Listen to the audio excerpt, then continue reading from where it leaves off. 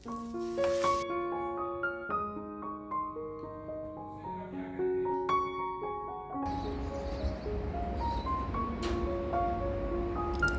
वालेकुम and hello everyone, welcome back to my channel. I hope Allah ताला के फजल करम से आप सब ठीक ठाक होंगे। अब मौसम जैसे जैसे चेंज हो रहा है तो अब थोड़ी रोशनी होती है तो इनकी स्कूल की बसेस आ जाती हैं, तो अब मैं इनके लंच बॉक्स रेडी कर रही हूँ। और ये मिक्स वेजिटेबल का कबाब है जो आज मैं मल्टीग्रेन ब्रेड के साथ उमामा के लंच बॉक्स के लिए ये सैंडविच रेडी कर रही हूँ। और ऊपर थोड़ा सा मैंने केचप और मायोनीज डाला था, और अबीरा का तो वही चीज़ सैंडविच मैंने रेडी किया है चिकन नगेट्स के साथ, जो उसको बहुत ज़्यादा पसंद है। और साथ में थोड़ी सी ये ब्लूबेरीज भी दे रही हूँ इनको आज लंच बॉक्स में। और उमामा के लंच बॉक्स में थोड़ी सी मैंने ये रसबेरीज भी डाली थी। इनको सबसे पहले मैंने अच्छी तरह से वॉश कर लिया था। और आज की इस वीडियो में मैं आपके साथ अपनी डेली की रूटीन भी शेयर कर रही हूँ, और ये भी सब आपके साथ शेयर करूँगी कि ज़िंदगी हमेशा जो है वो एक जैसी नहीं रहती, हर दिन जो है वो एक जैसा नहीं रहता है। कभी खुशी, कभी गम, कभी दुख और कभी सुख।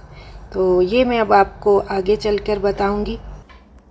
और अबीरा को आज ये मिक्स फ्रूट का जूस भी साथ दिया। और बस अब ये रेडी हो गई हैं, कॉलेज और स्कूल की बसेस आ जाती हैं नीचे, तो अब ये जा रही है। और अब यहाँ पर मौसम अच्छा खासा चेंज हो गया है और अच्छी खासी अब गर्मी भी स्टार्ट हो गई है। मैं फिर इसके बाद थोड़ी एक्सरसाइज करके रेस्ट करती हूँ, और फिर थोड़ा फ्रेश होकर तो किचन में काम दोबारा से स्टार्ट करती हूँ। और वीक में 2 से 3 दफ़ा मैं अपने फेस की अच्छी तरह से क्लिनजिंग भी करती होती हूँ फ्रेश अप होने से पहले। इससे ये है कि आपकी स्किन जो है बहुत साफ़ सुथरी रहती है। और मैंने आपको बताया था अपनी पिछली वीडियो में भी कि हस्बैंड पाकिस्तान गए हुए थे, और ये ईद से दूसरे दिन ही उनकी दुबई से फ़्लाइट थी पाकिस्तान की। ये जिस रात में उनके फ्रेंड की फैमिली जो यूके से आए हुए थे, तो उसी नाइट में उनकी फ़्लाइट थी। बस उसी रात में इन्होंने पैकिंग वगैरह की अपनी जल्दी से, और फिर ये चले गए थे। तो अब वो वापस आ गए हैं। तो उनके लिए मैंने ये सरसों के साग को तड़का लगा के रखा हुआ था, ऊपर देसी घी डाला था मैंने। और अब ब्रेकफास्ट में मैं उसी का जो है वो सरसों के साग का ये मल्टीग्रेन ब्रेड है, और एक बॉयल एग और चीज़ का स्लाइस रख कर तो उनके लिए मैं ये नाश्ता उनको बना कर देने लगी हूँ। और ये सरसों का साग भी हम पाकिस्तान से ही लेकर आए थे।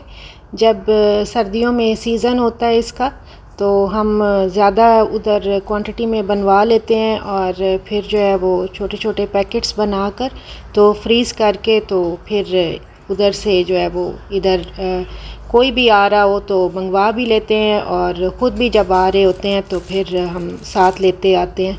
और हम लोग पंजाब से हैं, तो वहाँ पर सरसों जो है वो बहुत ही अच्छी होती है। और सरसों का भी आपको पता है एक सीज़न होता है जो कि जनवरी और फरवरी तक की बस बहुत अच्छी होती है। पहले उनको नाश्ता देने के बाद फिर मैंने उनके लिए ग्रीन टी रखी और अपने लिए चाय भी बनाई।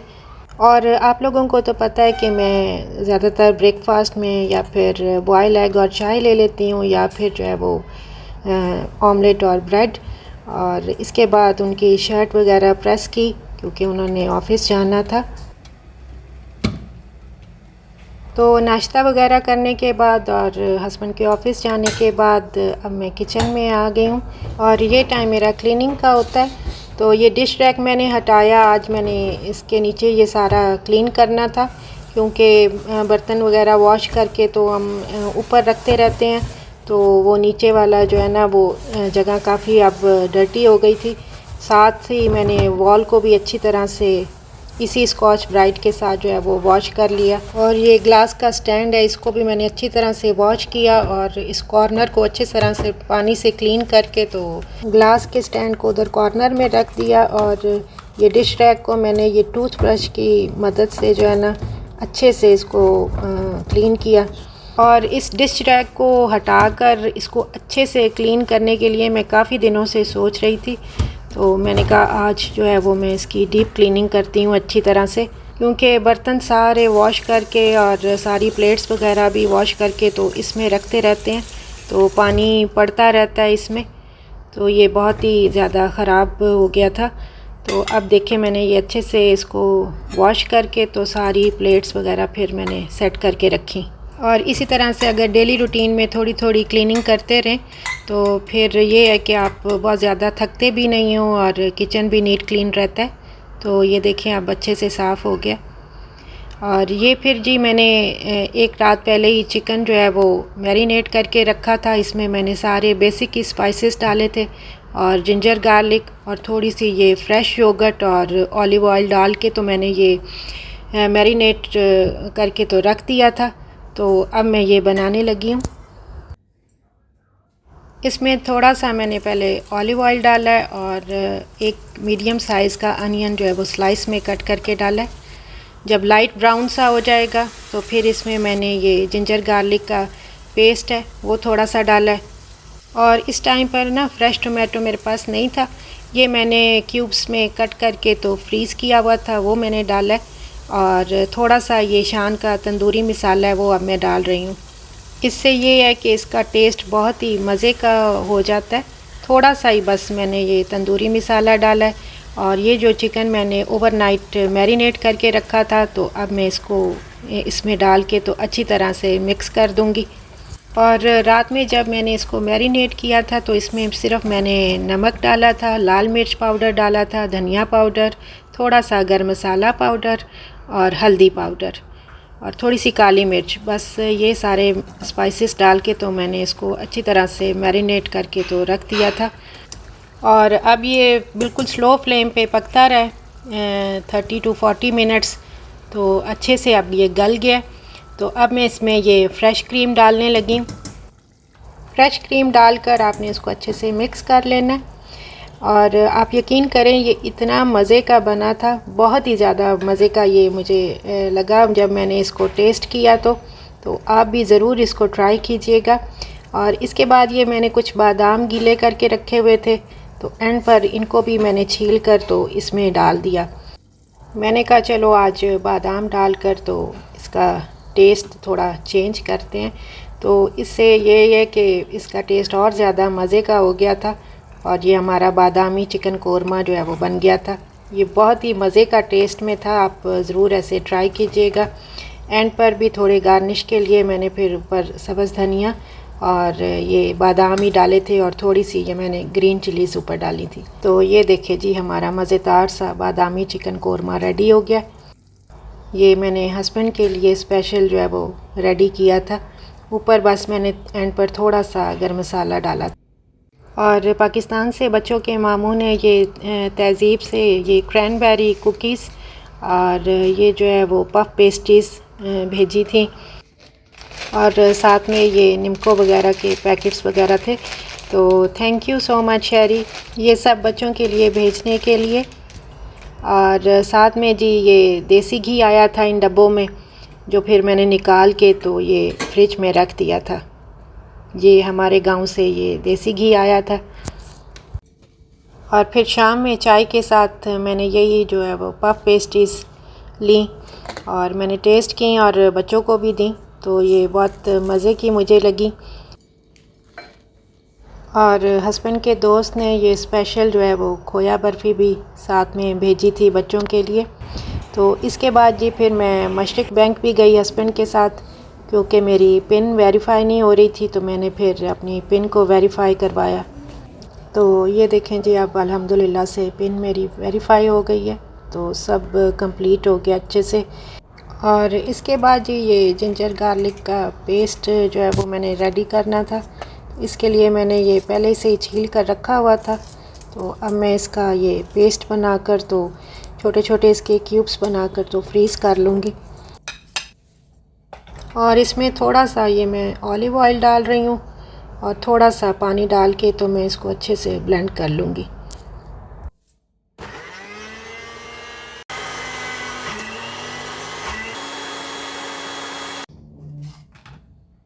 थोड़ा थोड़ा सा पानी डाल के तो मैंने इसको अच्छे से अब ब्लेंड कर लिया। तो इसमें अब मैं डाल के तो छोटे छोटे से क्यूब्स शेप दे दूँगी। तो फिर जब ये फ्रीज़ हो जाएगा तो फिर इसको क्यूब्स में कट करके तो मैं जो है वो फूड स्टोरेज बैग है उसमें रख लूँगी, या फिर आप इसे ज़िप लॉक बैग में छोटे छोटे क्यूब्स जो है वो फ्रीज़ कर सकते हैं। तो बस अब अबीरा भी स्कूल से ये वापस आ गई थी। तो जब ये स्कूल से वापस आती है तो सबसे पहले ये फिर अपने ये बर्ड के पास जाती होती है, इससे हेलो हाय करती है। और ये जी जब कभी फिर मेरा चाय पीने को दिल नहीं होता है तो फिर मैं ये ब्लूबेरीज़ का शेक सा बना लेती हूँ। उसमें थोड़ी सी ये मैंने नट्स भी मिक्स किए हैं, और बच्चों का भी पीने का दिल हो तो फिर उनको भी बना देती होती हूँ। और इसके बाद ये जी हस्बैंड कीमा और मटन लेकर आए थे मटन पुलाव बनाने के लिए, ये यखनी पुलाव बनाने के लिए। तो अब मैं ये बनाने लगी हूँ। इसके लिए मैंने यखनी बनने के लिए रख दी दूसरी साइड पर, और इस साइड पर ये कीमा मटर आलू बना रही हूँ। और यखनी में मैंने सारे जो है वो एक प्याज डाला है और खड़ा गरम मसाला और अदरक लहसुन जो है वो साबुत डाला है, और इसको बिल्कुल स्लो फ्लेम पे मैंने जो है वो तकरीबन 1.5 से 2 घंटे के लिए जो है वो पकने के लिए रख दिया था। और इधर कीमा मटर आलू भी बस रेडी हो गया था। और ये बच्चों के लिए मैं अक्सर बनाती रहती हूँ, आपने देखा होगा मेरी वीडियोस में।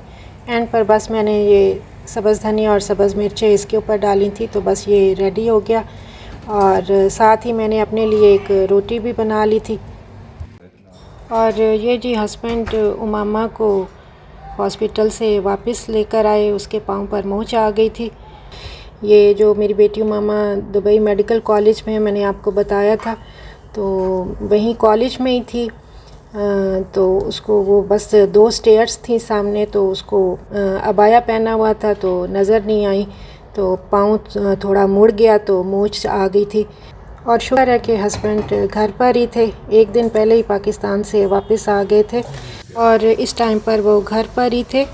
तो वहीं पर उन्होंने फ़ोन करके हमें बताया कि दुबई मेडिकल कॉलेज की उनकी अपनी एम्बुलेंस थी, जिसमें साथ एक अटेंडेंट भी थी।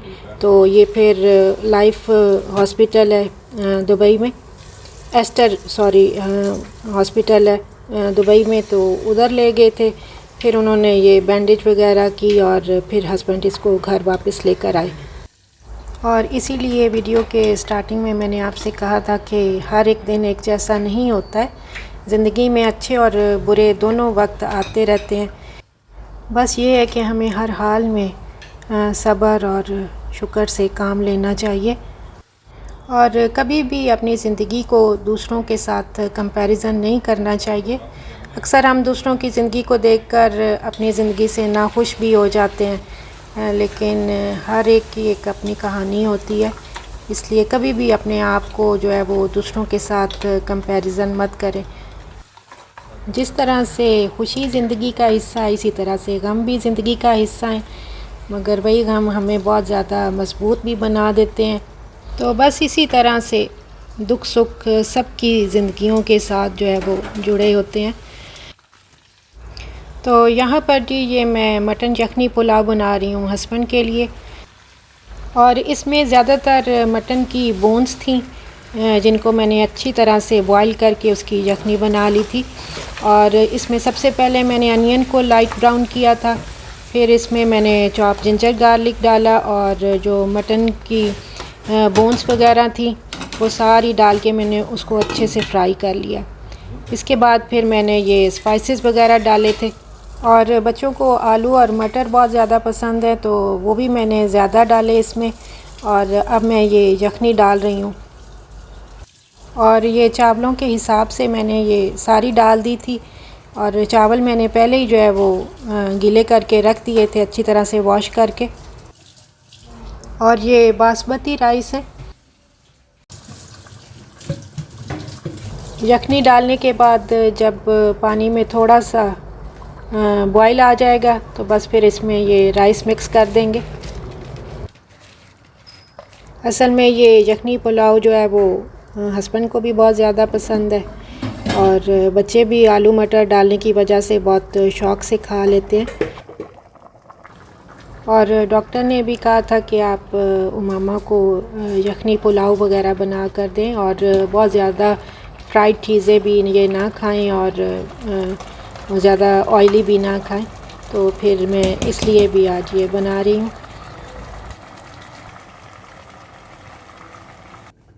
इसको फिर दम लगाने के बाद ये सैल्मन फ़िश है, इसको मैंने ऑलरेडी पहले से ही दिन में मैरिनेट करके रखा हुआ था। तो हस्बैंड के लिए और अपने लिए ये भी साथ डिनर में आज बना रही हूँ। और इसकी मैरिनेशन मैं आपके साथ अपनी कई वीडियोस में ऑलरेडी पहले भी शेयर कर चुकी हूँ और ये बहुत ही मज़े की बनती है। आप भी ज़रूर ऐसे ट्राई कीजिएगा। और अगर आपको इसकी रेसिपी चाहिए हो तो आप ज़रूर मुझे बताइएगा। मैं उस वीडियो का लिंक जो है वो डाल दूँगी डिस्क्रिप्शन बॉक्स में। तो इधर ये देखें जी, हमारा ये मटन पुलाव रेडी हो गया था। 15 से 20 मिनट मैंने इसे दम पर रखा था और ये वाकई में मैं सीरियसली कह रही हूँ कि बहुत ही मज़े का बना था। साथ में अब मैंने ये जो ग्रीन चटनी पहले से बना के तो फ्रीज़ की होती है, वो अंदर मिक्स करके फ्रेश योगर्ट में तो ये मैं रायता सा बना रही हूँ।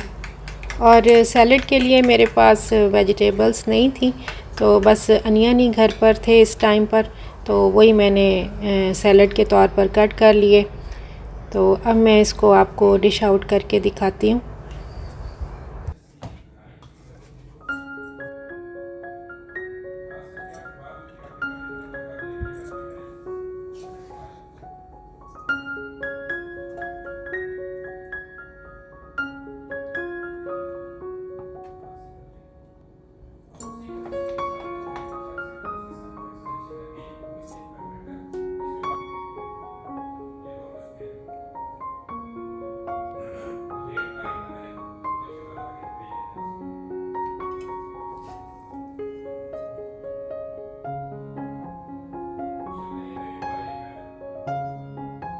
और ये सालमन फ़िश के साथ तो मटन पुलाव बहुत ही मज़े का लगा था। और इसमें बहुत ही मैंने कम ऑलिव ऑयल डाला था मटन पुलाव में। मटन का अपना भी जो है वो जो घी था वो निकल आया था बोन्स की वजह से। अगर आज की वीडियो अच्छी लगी हो तो वीडियो को ज़रूर लाइक कीजिएगा, शेयर कीजिएगा और चैनल को सब्सक्राइब कीजिएगा। तो मिलते हैं फिर इंशाल्लाह ताला नेक्स्ट वीडियो में। आप सब के लिए बहुत बहुत दुआएं और मुझे भी दुआओं में याद रखिएगा। ओके जी, अल्लाह हाफ़िज़।